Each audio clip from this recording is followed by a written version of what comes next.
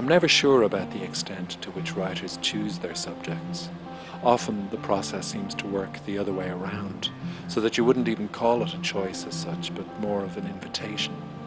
An image, literally a picture, unfurls itself in your mind, or a line of dialogue, or a situation involving two characters on a train.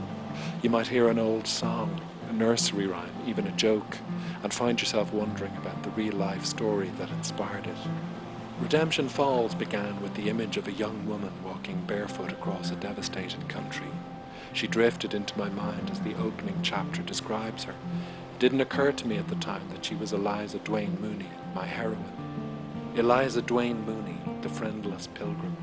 Too young to be on any journey of such a terrifying distance.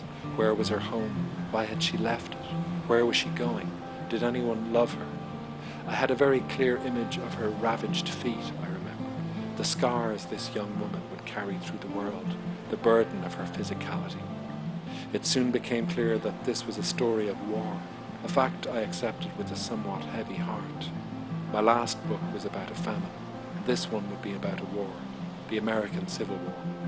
And two, there were the stories of the hundreds of thousands of Irish famine-era immigrants who took up arms in this war.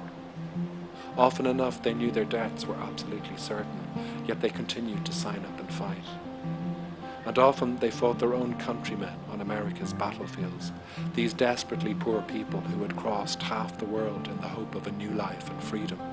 My book was an attempt to tell these stories with truthfulness, in a structure that would also be truthful, but also lively and involving. So the single driving plot line, though always tempting to a writer, would have to be resisted this time. So I have ballads, letters, songs, memoirs, reports from spies, newspaper articles, accounts being written in the choking smoke of battle, and events being recollected many years later when time has worked a kind of healing.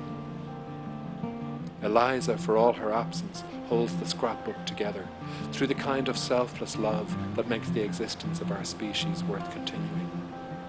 And if my novel has any worth, it is only to the extent that it records the indefatigable grace of human compassion, which somehow continues despite everything that assails it.